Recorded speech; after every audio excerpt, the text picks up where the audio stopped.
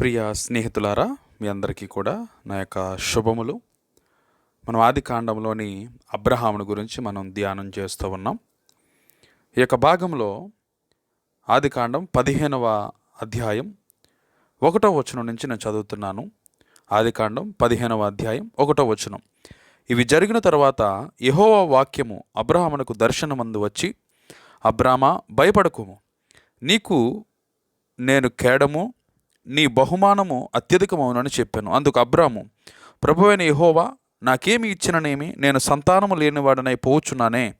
దమస్కు ఎలియేజరే నా ఇంటి ఆస్తి కర్త యగు గదా. మరియు అబ్రాము, ఇదిగో, నీవు నాకు సంతానం ఇయ్యలేదు గనుక నా పరివారంలో ఒకడు నాకు వారసుడనని చెప్పగా, యెహోవా వాక్యము అతని యొద్దకు వచ్చి, ఇతడు నీకు వారసుడు కాడు, నీ గర్భవాసమును పుట్టవచ్చున్నవాడు నీకు వారసుడగనని చెప్పాను. ఇక్కడ అబ్రహామును దేవుడు అంచెలంచెలుగా దీవిస్తూ వస్తూ ఉన్నాడు. అబ్రహాము దేవునికి విధేయత చూపిస్తున్నాడు. దేవుడు అబ్రహామును హెచ్చిస్తూ వస్తున్నాడు. అనేక పరిస్థితులు గుండా నడిపించుకుంటూ వచ్చాడు. అయితే 15వ అధ్యాయం వచ్చేసరికి తిరిగి దేవుడు ప్రత్యక్షమయ్యి దర్శనంలో వచ్చి అబ్రహాముతో అంటున్నాడు, అబ్రహామా, భయపడకు, నీకు నేను కేడముగా ఉన్నాను, నీ బహుమానం అత్యధికం అవుతుంది, నేను నిన్ను దీవిస్తాను, నేను నీకు ఒక దేశంగా చేస్తాను అని దేవుడు తిరిగి దర్శనంలో వచ్చి మాట్లాడేసరికి అబ్రహాము ఒక ప్రత్యేకమైన విధానంలో స్పందిస్తున్నాడు. 75 సంవత్సరాల వయసులో దేవుడు అబ్రహామును పిలిచాడు. ఇంచుమించు 15-20 సంవత్సరాలు కావస్తోంది, కానీ ఇంకా కుమారుడు పుట్టట్లేదు. దేవుడేమో కనిపించిన ప్రతిసారి దేవుడిని నేను దీవిస్తాను, హెచ్చిస్తాను, పిల్లల్ని ఇస్తాను, దేశంగా మారుస్తాను, నీ సంతతి వారందరికీ ఈ దేశాలను ఇస్తానని వాగ్దానం చేస్తూ వస్తున్నాడు. కానీ ఇంకా పిల్లలు పుట్టలేదు. మళ్ళీ ప్రత్యక్షమయ్యి, భయపడకు, నీ బహుమానం అత్యధికం అవుతుంది, నేనే నీకు కేడం అనేసరికి అబ్రహాము ప్రత్యేకంగా దేవునితో స్పందిస్తున్నాడు. అప్పుడు అబ్రహాము అంటున్నాడు 15వ అధ్యాయం 2వ వచనం, అందుకు అబ్రాము, ప్రభువైన అయిన యెహోవా, నాకేమి ఇచ్చిననేమి, నేను సంతానము లేనివాడనై పోవచ్చున్నానే. దమస్కు ఎలియేజరే నా ఇంటి ఆస్తిపరుడగును కదా, నా పరివారంలో ఒకడు నాకు వారసుడగునని చెప్పగా, నువ్వెన్నిస్తే నాకేంటి, ఎన్ని దీవెనలు ఇస్తే నాకేంటి, ఎంత ఆస్తిపాస్తులు ఉంటే ఉపయోగం ఏంటి, నాకు సంతానం లేదు కదా, పిల్లలు లేనివారుగా ఉంటున్నాం కదా, గుడ్రు వాళ్ళంగా ఉంటాం కదా, మాకు వారసుడు లేడు కదా, ఎన్ని దీవెనలు ఇస్తే నాకేంటి ఉపయోగం అన్నట్టు విచిత్రముగా దేవుని మాటకు స్పందించడం మొట్టమొదటిసారి. ఎప్పుడూ కూడా ఇలాంటి స్పందన అబ్రహాములో లేదు. ఎప్పుడూ కూడా ఇలా దేవుని యొక్క మాటకు ప్రత్యుత్తరం ఇయ్యలేదు. దేవుని మాటకి విధేయత చూపిస్తూ ఆయన చెప్పిన పని చేసుకుంటూ వెళ్ళిపోయేవాడు. అయితే ఇక్కడ కొంచెం విచిత్రంగా, వ్యత్యాసంగా ప్రవర్తిస్తూ మాట్లాడుతున్నాడు. ఎన్నిస్తే ఏంటి, నా ఇంటి పనివాడనే ఎలియాజరే, ఈ ఎలియాజరే ఈ ఆస్తంతటికి వారసుడు అయిపోతాడు, నా పని వాళ్ళలో ఒకడు నాకు వారసుడు అయిపోయేలా ఉన్నాడే అని తన మనస్సులోని వేదనను దేవుని దగ్గర చెప్పుకుంటూ ఉన్నాడు. నా ప్రియమైన సహోదరి, సహోదరుడా, ఇక్కడ అబ్రహాము జీవితం మనకు నేర్పిస్తున్న గొప్ప పాఠం ఏంటంటే, దేవుడు వాగ్దానం చేశాడు. వాగ్దానం చేసిన వాడు నమ్మదగిన దేవుడు, విశ్వాసం ఉంది. అబ్రహాము దేవుణ్ణి నమ్మాడు, అది అతనికి నీతిగా ఎంచబడింది. ఇన్ని సంవత్సరాలు గడుస్తున్నా ఆ వాగ్దానం తన జీవితంలో నెరవేర్పు రూపంలో కనబడట్లేదు. అందుకే తన మాటలో కొంచెం అసహనం అనేది కనబడింది. దేవుని యొక్క మాటకు ప్రత్యుత్తరం ఇవ్వడం అనేది అబ్రహాము జీవితంలో కనబడింది. అయితే అక్కడ దేవుడు అబ్రహాముతో అంటున్నాడు, యెహోవా వాక్యం అతని యొద్దకు వచ్చి, ఇతడు నీకు వారసుడు కాడు, నీ గర్భవాసమును పుట్టబోచున్నవాడు నీకు వారసుడు అగునని చెప్పాను. దేవుడు తిరిగి స్పందిస్తున్నాడు. నీ పనివాడు నీకు వారసుడు కాదు, ఈ ఎలియాజరే నీ ఆస్తి అంతటికి వారసుడు కాదు, నీ సంతానానికి ఆయన వారసుడు కాదు, అతని మూలంగా నేను దీవించను, నీ సంతానాన్ని అభివృద్ధి చేయను, ఇతడు వారసుడు కాడు, నీ గర్భవాసమున పుట్టబోవాడే నీకు వారసుడు, నీ గర్భాన పుట్టినవాడే, నీవు కన్న కొడుకే, నీ రక్తాన్ని పంచుకుని పుట్టినవాడే నీకు వారసుడు అవుతాడు అని దేవుడు మరొక్కసారి మరింత ఉత్తేజముతో, మరింత నిశ్చయతతో అబ్రహాంతో చెప్పినట్లు మనం పరిశుద్ధ బైబిల్ గ్రంథంలో చూడగలం. చెప్పి ఊరుకోలే, వెంటనే బయటికి రమ్మన్నాడు. 5వ వచనం, మరియు ఆయన వెలుపలకు తీసుకుని వచ్చి, నీవు ఆకాశం వైపు తేరు చూచి నక్షత్రములు లెక్కించుటకు నీకు చేతనైతే లెక్కించమని చెప్పి నీ సంతానము అలాగగునని చెప్పాను. బయటికి రమ్మన్నాడు అబ్రహాంని. బయటకు వచ్చి చూశాడు, ఆకాశం వైపు చూడు, నక్షత్రాలు ఎన్నైతే ఉన్నాయో లెక్కకు మించినటువంటి విస్తారముగా నీ సంతానాన్ని నేను దీవిస్తాను అని దేవుడు మళ్ళీ అబ్రహాముని పురుకొల్పుతున్నాడు, అబ్రహాముని ప్రోత్సహిస్తున్నాడు, విశ్వాసంలో స్థిరంగా నిలబడి చెప్తున్నాడు. నా మాటలు వింటున్నా నా ప్రియమైన సహోదరి సహోదరుడా, నువ్వు యేసుక్రీస్తుని నమ్ముకున్న తర్వాత, ప్రార్థనలు చేసుకున్న తర్వాత కూడా ఇంకా నీ జీవితంలో దీవెన లేదేమో, ఇంకా నీ జీవితంలో నువ్వు ఎదురు చూస్తున్నది నీకు ఆలస్యం అవుతుందేమో, దేవుని దగ్గర నుంచి జవాబు రావడం నీకు ఆలస్యంగా అయిపోతుందేమో, దిగులు పడకు సహోదరుడా, అసహనానికి గురవకు సహోదరుడా, విశ్వాసం నుంచి తప్పిపోకు సహోదరుడా, నీ విశ్వాసాన్ని కాపాడుకో సహోదరుడా. వాగ్దానం చేసిన దేవుడు నమ్మదగిన దేవుడు. ఆయన సమయంలో ప్రతి కార్యాన్ని జరిగిస్తాడు. మన మేలు కొరకే సమస్తాన్ని ఆయన జరిగిస్తూ ఉంటాడు అనే విషయాన్ని జ్ఞాపకం ఉంచుకోవాలని దేవుని యొక్క సేవకునిగా మీకు జ్ఞాపకం చేస్తున్నాను. ఆకాశంలో నక్షత్రాల వలె నేను నీ సంతానాన్ని చేస్తాననగానే వెంటనే 6వ వచనంలో రాయబడింది, అతడు యెహోవాను నమ్మెను, అది అతనికి నీతిగా ఎంచబడెను. వెంటనే తన అసహనాన్ని పక్కన పెట్టాడు, సహనాన్ని తెచ్చుకున్నాడు, ఉత్తేజాన్ని తెచ్చుకున్నాడు. నిజమే, దేవుని మాటను నమ్మాలి, దేవుని మాటకు విధేయత చూపించాలని తన్ను తాను సర్ది చెప్పుకొని తిరిగి వెంటనే దేవుని నమ్మాడు. అది అతనికి నీతిగా ఎంచబడిందని పరిశుద్ధ బైబిల్ గ్రంథంలో రాయబడింది. నా ప్రియమైన సహోదరి సహోదరుడా, అబ్రహాము కూడా మనిషే, సహనాన్ని కోల్పోయి దేవుణ్ణి ప్రశ్నించాడు. ఎన్నిస్తే ఏంటి, నాకు పిల్లలు లేరు కదా అంటే వెంటనే దేవుడు అబ్రహాముతో అంటున్నాడు, నీ గర్భాన్ని పుట్టేవాడే వారసుడు అవుతాడు, ఆకాశ నక్షత్రాల వాడిని సంతానాన్ని చేస్తానని తిరిగి వాగ్దానాన్ని తిరిగి జ్ఞాపకం చేసేసరికి మళ్ళీ పుంజుకుని విశ్వాసంలో బలపడ్డాడు. నిజమే సహోదరి సహోదరుల, మానవ మాత్రమైన మన జీవితాలలో అనేకసార్లు రకరకాల పరిస్థితులు గుండా నడిపించబడుతూ ఉన్న సందర్భాలలో మన సహనం కోల్పోయే పరిస్థితులు వస్తాయి. మన విశ్వాసం పోతుందేమో, మన నమ్మకం పోతుందేమో అన్నట్టు పరిస్థితులు కనబడతాయి.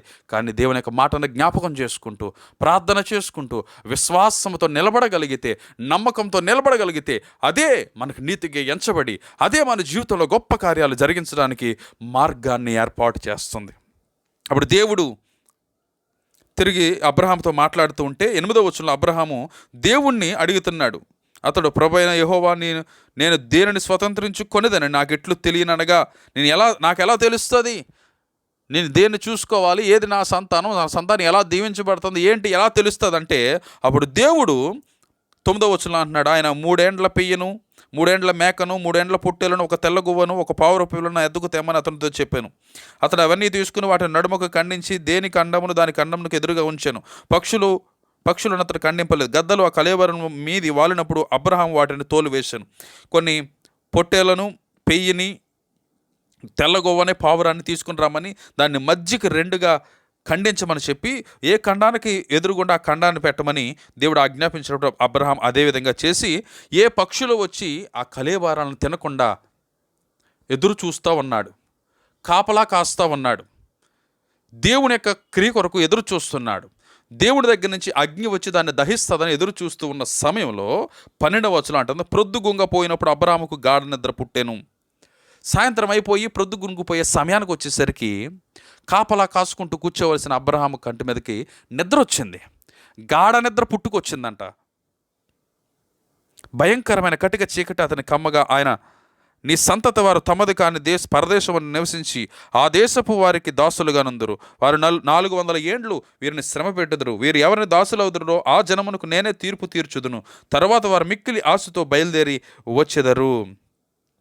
ఎప్పుడైతే అబ్రహాముకు గాఢ నిద్ర కలిగిందో, కటిక చీకటి కమ్మింది, అప్పుడు దేవుడు అబ్రహాముతో ఈ మాటలు అంటున్నాడు, తమది కాని పరదేశమందు నీ సంతానం దాసులుగా ఉంటారు. 400 సంవత్సరాలు అక్కడ శ్రమ పెట్టబడతారు. వాళ్ళ దగ్గర నుంచి మిక్కిలి ఐశ్వర్యంతో ఆశతో బయటికి వస్తారు అని జరగబోయే విషయాలను దేవాతి దేవుడు అబ్రహాముకి బోధించాడు. తాను గాఢ నిద్రలోనికి వెళ్ళిపోవడం మూలంగా తన సంతానాన్ని దేవుడు దాసులనుగా, బానిసలుగా అప్పగిస్తానని అబ్రహాముకి తెలియచేసినట్లు మన పరిశుద్ధ గ్రంథంలో చూడగలం. అబ్రహాము గురించి చెప్తున్నాడు 15వ వచనంలో, నీవు క్షేమముగా నీ పితరుల యొద్దకు పోయేదవు, మంచి వృద్ధాప్యమందు పాతి పెట్టబడదవు, అమోరీల అక్రమం ఇంకా సంపూర్ణం కాలేదు గనుక నీ 4వ తరం వారు ఇక్కడికి మరలా వచ్చేదరని నిశ్చయముగా తెలుసుకోమని అబ్రహాముతో చెప్పాను. ఇక్కడ దేవుడు, నీవు వృద్ధాప్యమందు చనిపోతావు, పండు ముసలితనం అందు చనిపోతావు. వృద్ధాప్యం వచ్చేంత వరకు క్షేమంగా ఉంటావు. నీ తర్వాత 4వ తరాన్ని నేను తిరిగి ఇదే స్థలానికి, ఇదే దేశానికి, ఇదే కనాను దేశానికి నడిపించుకు వస్తాను అని దేవాతి దేవుడు అబ్రహాముతో మాటలను తెలియచేస్తున్నాడు. నా ప్రియమైన సహోదరి సహోదరుడా, అబ్రహాము కంటి మీద గాఢ నిద్ర కలగటం మూలంగా అతని సంతానాన్ని దేవుడు బానిసత్వానికి అర్పిస్తానని చెప్పాడు. చెరలోనికి కొనుక్కుని పోతానని చెప్పాడు. 2-3 తరాలు గతించిపోయిన తర్వాత 4వ తరాన్ని తిరిగి ఈ స్థలానికి నడిపించుకు వస్తాను అని చెప్పాడు. ఆ చిన్న గాఢ నిద్ర, ఆ చిన్న అలసత్వం అబ్రహాము సంతానానికి ఎంతో బాధింపు కలిగి చేసింది. నిజమే నా ప్రియమైన సహోదరి సహోదరుడా, దేవుడు మనతో మాట్లాడుచూ ఉన్నప్పుడు, దేవుడు మనతో ఏదైనా క్రియ చేయమని చెప్తూ ఉన్నప్పుడు మనం అలసటగా తీసుకోవాల్సిన అవసరం లేదు. దాన్ని అశ్రద్ధగా చూడాల్సిన పరిస్థితి రాకూడదు అనేది ఇక్కడ మనకి నేర్పిస్తున్న పాఠం. దేవుడు అంటున్నాడు, నువ్వు వృద్ధాప్యమందు చనిపోతావు, క్షేమకాలంలోనే నువ్వు జీవిస్తావు, నేను 4వ తరాన్ని తిరిగి స్థలానికి నడిపిస్తాను అని దేవాతి దేవుడు వాగ్దానం చేశాడు. 16వ అధ్యాయంలో మనం చూస్తే 1వ వచనం, అబ్రాహాము భార్య అయిన సారయి అతనికి పిల్లలు కనలేదు. ఆమెకు హాగరు అని ఐగుప్తురాలైన దాసి ఉండెను. కాగా సారా, ఇదిగో నేను పిల్లలు కనకుండా యెహోవా చేసి ఉన్నాడు, నీవు దయచేసి నా దాసితో పొమ్ము, ఒకవేళ ఆమె వలన నాకు సంతానము కలుగవచ్చునని అబ్రాహాముతో చెప్పాను. అబ్రాహాము సారయి మాట వినను. ఈ 16వ అధ్యాయం వచ్చేసరికి అబ్రాహాము భార్య అయిన సారాయి అబ్రాహామును పిలిచి, అయ్యా, దేవుడు నాకు పిల్లలు లేకుండా చేశాడు, వాగ్దానాలంటే ఇచ్చాడు కానీ, దీవెనలంటే ఇచ్చాడు కానీ, ఇంతవరకు మనల్ని నడిపిస్తూ వచ్చాడు కానీ పిల్లలను మాత్రం లేకుండా చేశాడు. ఆయన సంతానాన్ని ఇవ్వలేదు కాబట్టి ఈ స్థితిలో ఉండడం నాకు ఇష్టం లేదు, గొడ్రాలుగా పిలువబడడం నాకు ఇష్టం లేదు. కాబట్టి మన ఇంట్లో పని చేస్తున్నటువంటి హాగరు అనే ఈ ఐగుప్తురాలు అనే అమ్మాయి ఉంది కదా, ఈ పని మనిషిని నీకు భారీగా చేస్తాను, ఈమె ద్వారానైనా నాకు పిల్లలు కలుగుతారేమో, ఈమె వల్లైనా నేను గొడ్రాలు అనే పేరుకు దూరం అవుతానేమో అని ఆశించి అబ్రహాముతో ఈమెను వివాహం చేసుకో అని హాగరును అబ్రహాము దగ్గరికి పంపించినట్లు పరిశుద్ధ బైబిల్ గ్రంథంలో రాయబడింది. అబ్రహాము కూడా సారాయి మాటకి ఏమాత్రము వ్యతిరేకత తెలియచేయకుండా సారా మాట విన్నాడు అని పరిశుద్ధ బైబిల్ గ్రంథంలో రాయబడింది. ఎప్పుడైతే అబ్రహాము తన సారా దాసి అయినటువంటి హాగరును వివాహం చేసుకున్నాడో, అబ్రహాము ఆమెను కలిసినప్పుడు ఆమె గర్భవతి అయిందని పరిశుద్ధ బైబిల్ గ్రంథంలో రాయబడింది. గర్భవతి అయిన తర్వాత తాను గర్భవతిని తెలుసుకున్న హాగరు తన యజమానురాలైన సారాయిని చూసి హీనముగా చూసిందని, ఆమె దృష్టికి సారాయి నీచమైన దానిదిగా, గొడ్రాలనుగా కనబడిందని పరిశుద్ధ బైబిల్ గ్రంథంలో రాయబడింది. ఎప్పుడైతే హాగరు నేను గర్భవతిని, నా యజమానురాలకి గర్భం లేదు, ఆమె గొడ్రాలు అని చిన్న చూపు చూడడం ప్రారంభించిందో, దాన్ని చూసి సారాయి తట్టుకోలేకపోయింది. తిరిగి అబ్రహాం దగ్గరకు వచ్చి అంటుంది, ఆమె మీద నింద వేస్తుంది, ఇదిగో ఈమె నన్ను చిన్న చూపు చూస్తుంది, ఇదిగో ఈమె నన్ను నీచమైన రాళ్ళుగా చూస్తుంది అని తెలియజేసినట్లు పరిశుద్ధ బైబిల్ గ్రంథంలో చూడగలం. ఇక్కడ మనం నేర్చుకోవలసిన ఒక ప్రాముఖ్యమైన విషయం ఏమిటి అంటే, సారా అబ్రాహాముతో ఆ మాట అని ఉండవలసింది కాదు. దేవుడు నాకు ఎలాగ పిల్లలను ఇవ్వలేదు, ఈమె ద్వారా అయినా నాకు పిల్లలు కలుగుతాదేమో అని చెప్పి ఉండాల్సిన పరిస్థితి కాదు. కానీ చెప్పకూడని మాట భర్తతో చెప్పింది. అబ్రహాం అయినా ఆమెకి నచ్చ చెప్పి ఉండాల్సింది, కానీ అబ్రహాము కూడా నచ్చ చెప్పకుండా ఆమె మాట విన్నాడు. దాని ఫలితంగా పని మనిషి దృష్టిలో యజమానురాలు నీచమైన దానిగా మారిపోయింది. ఎన్నో చీవాట్లు తింటుంది, ఎన్నో అవమానాలు భరించవలసిన పరిస్థితి సారాయి అనుభవించడం ప్రారంభించింది. నిజమే, మనం చేయకూడని పని చేయడం వల్ల మనకి నింద అవమానాలు తప్పవు. మనం మాట్లాడకూడని మాట మాట్లాడడం వల్ల మనకు అవమానం తప్ప మిగిలేదేమీ లేదు. దేవునికి వ్యతిరేకమైన కార్యాన్ని జరిగించింది, దేవునికి వాగ్దానానికి వ్యతిరేకమైన కార్యం ఇది, దేవుని యొక్క నిబంధనకు వ్యతిరేకమైన కార్యం ఇది, దేవుని యొక్క మాటలకు వ్యతిరేకమైన కార్యం ఇది, దేవుని యొక్క నమ్మకానికి వ్యతిరేకమైన కార్యం ఇది.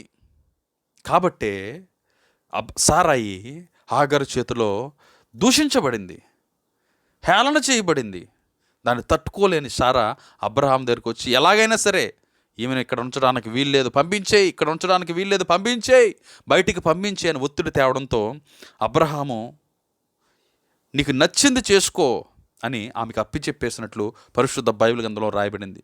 ఎప్పుడైతే అబ్రహాము నీకు నచ్చింది చేసుకో అన్నాడో ఆమె హాగరును హింసించడం ప్రారంభించింది, చిత్రహింసలకు గురి చేసింది, శ్రమ పెట్టింది. ఆ దాడి తట్టుకోలేక హాగరు ఇంటిలో నుంచి పారిపోయినట్లు పరిశుద్ధ బైబిల్ గ్రంథంలో రాయబడింది. 6వ వచనం, అందుకు అబ్రహాం, ఇదిగో నీ దాసి నీ చేతిలో ఉన్నది, నీ మనస్సు వచ్చినట్లు దాన్ని చేయమని సారాతో అనగా, సారాయి దాన్ని శ్రమ పెట్టినందున ఆమె యొద్ద నుండి అది పారిపోగా, యెహోవా దూత అరణ్యంలో నీటి బుగ్గ యొద్ద అనగా షూరు మార్గంలో బుగ్గ యొద్ద ఆమెను కనుగొని, సారాయి దాసివైన ఆగరు, ఎక్కడి నుంచి వచ్చితివి, ఎక్కడికి వెళ్ళుచున్నావని అడిగినందుకు అది, నా యజమానురాలైన సారాయి యొద్ద నుండి పారిపోవచ్చున్నాను. అప్పుడు యెహోవా దూత, నీ యజమానుల యొద్దకు తిరిగి వెళ్ళి ఆమె చేతి కింద అణిగిమణిగి ఉండుమని దానితో చెప్పాను. సారా దగ్గర నుంచి పారిపోతుంటే దేవుని దూత అరణ్యంలో ప్రత్యక్షమై, ఎక్కడి నుంచి వస్తున్నావు, ఎక్కడికి వెళుతున్నావు, సారా దాసివైన హాగరు అని పిలిచాడు. పిలిచి నీ యజమానురాలు దగ్గరికి వెళ్ళి అణిగి మణిగి జీవించమని దేవాతి దేవుడు హాగరుతో చెప్తూ అంటాడు, నేను కూడా నీ సంతానాన్ని అభివృద్ధి చేస్తాను, నీ సంతానాన్ని విస్తరిస్తాను, నీ సంతానంలో నుంచి కూడా రాజులను తీసుకుని వస్తాను, నేను గొప్ప జనముగా చేస్తానని దేవుడు హాగరుకి మాట ఇచ్చినట్లు మనం పరిశుద్ధ బైబిల్ గ్రంథంలో చూడగలం. నా ప్రియమైన సహోదరి సహోదరుడా, ఎందుకు ఈ సంభవం జీవితంలో జరిగింది అని గనక ఆలోచన చేస్తే, షారాయి దేవుని మాట మీద అపనమ్మకంతో, అవిశ్వాసముతో ఆలస్యం అయిపోతుందే అని ఈ యొక్క చెయ్యకూడనటువంటి పనికి ఆమె శ్రీకారం చుట్టింది. దాని మూలంగా ఆమె శ్రమపరచబడింది. అబ్రహాము శ్రమ పట్టబడ్డాడు, తన దాసి అయిన హాగరు శ్రమ పట్టబడవలసిన పరిస్థితులు ఏర్పడ్డాయి. మన జీవితాలలో కూడా దేవుని యొక్క ఉద్దేశానికి వ్యతిరేకంగా దేనినైనా మనం తలపెడుతూ ఉన్నామేమో, దేవుని యొక్క చిత్తానికి, దేవుని యొక్క ఆలోచనకు, దేవుని యొక్క వాక్యానికి వ్యతిరేకంగా దేన్నైనా మనం మాట్లాడినా, దేన్నైనా తలపెట్టినా దాని ద్వారా మనకు అవమానము కలిగే పరిస్థితులు ఏర్పడతాయి, మనల్ని ఇబ్బందుల్లో పడేసే పరిస్థితులు ఏర్పడతాయి, మనల్ని శ్రమలకు గురి చేసే పరిస్థితులకు ఎదురు కావాల్సి వస్తుంది. కాబట్టి మనం దేవుని యొక్క ఉద్దేశాలకు వ్యతిరేకమైన కార్యాలు చేయడంలో మనం వెనకాడాలి, చేయకుండా ఉండాలి అనేది ఇక్కడ అబ్రహాము జీవితంలో నుంచి మనం నేర్చుకోగలం. అబ్రహాం కూడా ఒక మానవ మాత్రుడే కాబట్టే ఇలాంటి చేయకూడని పనికి తన భార్య యొక్క ప్రోత్సాహించో వెళ్ళవలసి వచ్చింది. దాని తర్వాత ఎంతో దేవుని దగ్గర క్షమాపణ అడిగి, ఎంతో దేవుని దగ్గర ప్రార్థించి తను క్షమించమని వేడుకున్నట్లు పరిశుద్ధ బైబిల్ గ్రంథంలో మనం చూడగలం. నా ప్రియమైన సహోదరి సహోదరుడా, మనము కూడా దేవుని యొక్క చిత్తానికి వ్యతిరేకంగా ఎటువంటి కార్యక్రమాలు జరిగించడానికి ఇష్టపడకూడదు అనేది దేవుని యొక్క సేవకునిగా మీకు జ్ఞాపకం చేస్తున్నాను. 17వ అధ్యాయానికి వచ్చేసరికి అబ్రాహాము 99 ఏండ్ల అయినప్పుడు యెహోవా తిరిగి ఆయనకు ప్రత్యక్షమయ్యాడు. నేను సర్వశక్తి గల దేవుడను, నా సన్నిధిలో నడుచుచు నిందారహితుడవై ఉండుము, నాకును నీకును మధ్య నా నిబంధనను నియమించి నిన్ను అత్యధికంగా అభివృద్ధి చెందించదనని అతనితో చెప్పాను. నా ప్రియమైన సహోదరి సహోదరుడా, దేవుడు తిరిగి అబ్రహాముకి ప్రత్యక్షం ఎలా అంటున్నాడు, నేను సర్వశక్తి గల దేవుడను, నా సన్నిధిలో నడుచుచు నిందారహితుడవై ఉండుము. ఇలాంటి మాట ఎప్పుడు కూడా దేవుడు అబ్రహాముతో మాట్లాడలేదు, ఇప్పుడు మాట్లాడుతున్నాడు. ఎందుకంటే దేవునికి వ్యతిరేకమైన కార్యాన్ని తలపెట్టాడు, దేవుడి ఉద్దేశానికి వ్యతిరేకమైన కార్యాలను తలపెట్టాడు. అందుకే దేవుడు అంటున్నాడు, నా సన్నిధిలో నడుచుచు నిందారహితుడిగా ఉండు, ఇలాంటి నీచమైన కార్యాలకు చోటివ్వద్దు, నీచమైన ఆలోచనలకు చోటివ్వచ్చు, నా దేవునికి మాటకు, నా నిబంధనకు, నా వాగ్దానానికి వ్యతిరేకమైన కార్యక్రమాలు ఏమీ నువ్వు చక్కబెట్టుకోవద్దు, నిందారహితుడిగా నా జీవించు అని దేవాతి దేవుడు అబ్రహాముతో అంటున్నాడు. 2వ వచనం, నాకును నీకును మధ్య నా నిబంధనను నియమించి నిన్ను అత్యధికంగా అభివృద్ధి పొందించదనని అబ్రహాముతో చెప్పాను. అలా చెప్పి దేవుడు అబ్రహాము యొక్క పేరు మారుస్తున్నాడు. 5వ వచనం, ఇంకను మీదట నీ పేరు అబ్రాము అని పిలువబడదు, నిన్ను అనేక జనములకు తండ్రిగా నియమించితిని గనుక నీ పేరు అబ్రహాము అనబడును. దేవుడు అబ్రహాము యొక్క పేరుని మారుస్తూ ఉన్నాడు. అబ్రాము అని పిలువబడే పేరుని అబ్రాము అంటే తండ్రి, అబ్రహాము అంటే అనేక జనములకు తండ్రి, అనేక జనాలకు నువ్వు తండ్రి. అనేక దేశాలకు నువ్వు తండ్రివి కాబోతున్నావు, అనేకమైన కుటుంబాలకు తండ్రివి కాబోతున్నావు. కాబట్టి నువ్వు ఇక మీదట అబ్రహాము అని పిలువబడతావని దేవాతి దేవుడు అబ్రహాము యొక్క పేరును మార్చినట్లు మనం పరిశుద్ధ బైబిల్ గ్రంథంలో మనం చూడగలం. ఆ తర్వాత దేవుడు అబ్రహాముతో ఒక నిబంధన చేసుకుంటూ ఒక విషయాన్ని వారికి తెలియజేస్తున్నాడు. అది ఏంటి అంటే 12వ వచనం, 8 దినముల వయస్సు గలవాడు అనగా నీ ఇంట పుట్టినవాడైనను నీ సంతానము కానీ అన్యోన్యత వెండితో కొనబడవాడైనను మీ తరములో ప్రతి మగవాడు మీలో సున్నతి పొందవలెను. నీవు మొదలుకొని నీ ఇంటిలో 8 రోజుల వయస్సు కలిగిన ప్రతివాడు సున్నతి పొందాలి. ఈ సున్నతి అనేది నా యొక్క నిబంధనకు సూచన. నేను నిన్ను దీవిస్తాను అనే దానికి సూచన. నువ్వు నా జనుడివి అనే దానికి సూచనగా దేవుడు సున్నతిని పొందమని అబ్రహాముకి వాగ్దానం చేసినట్లు, సున్నతి ద్వారా వారితో నిబంధన చేసుకున్నట్లు మనం పరిశుద్ధ బైబిల్ గ్రంథంలో చూడగలం. ఆ తర్వాత 15వ వచనంలో, మరియు దేవుడైన యెహోవా నీ భార్య అయిన సారాయి పేరు సారాయి అనవద్దు, ఎలా అనగా ఆమె పేరు సారా. నేను ఆమెను ఆశీర్వదించి ఆమె వలన నీకు కుమారుని కలుగ చేసేదను. నేను ఆమెను ఆశీర్వదించేదను. ఆమె జనములకు తల్లి అయి ఉండును. జనముల రాజులు ఆమె వలన కలుగుదురని అబ్రహాముతో చెప్పెను.